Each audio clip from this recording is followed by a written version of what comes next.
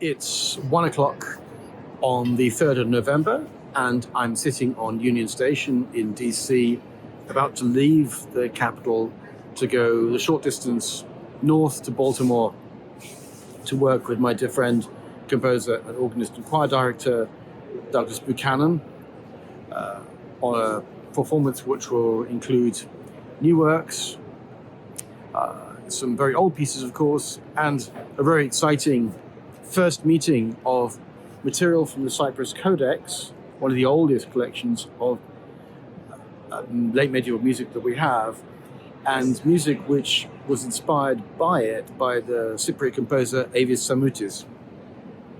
And as part of the concert tomorrow night, what we're going to do is to put this music together and make a little bit of a collage. This won't be a finished piece of music at all, and Avis and I, well, Avis is not really able to stop me doing this. It's just something we thought we'd try to bring the source material and the result together, overlayer it in a beautiful space, in St. David's Episcopalian Church in Baltimore, and see what happens.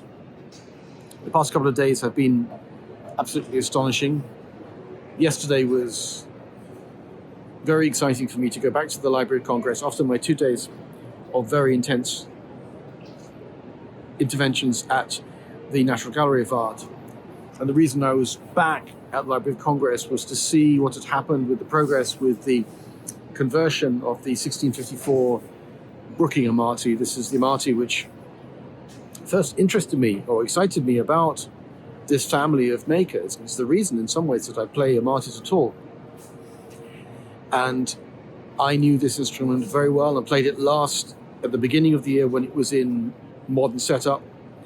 And now the luthier Kenneth Montgomery has put it into a late Baroque stroke classical setup, which means it can be used for a number of things. What's most wonderful is the instrument has retained all of its characters, the characteristics I loved about it. Its warmth, its dark lightness, if I can call it that.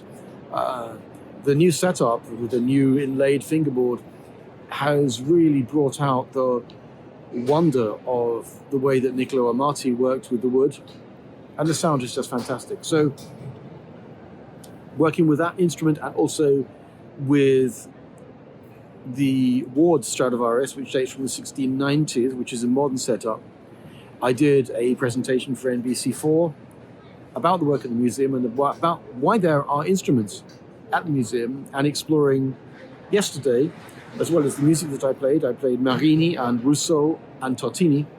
I also explored some of the reasons that we celebrate violin making. The reasons I got into yesterday were, one, the feeling that violin making transmits something intensely human emotions and feelings and love.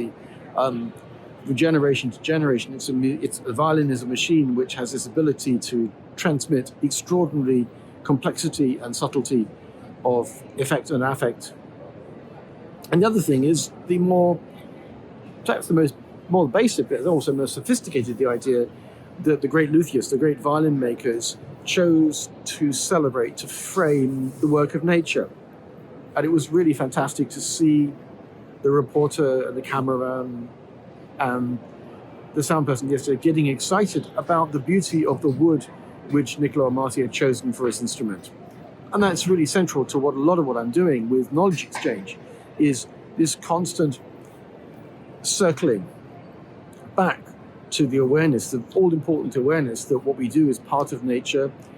We are its project, we are responsible to it. Music is inspired by nature on so many levels, obviously all the way from birdsong to wood, with geology in the middle. And these are the things which are repeated to come up over the last 4 weeks. So 2 more events to go, and then I return to the UK.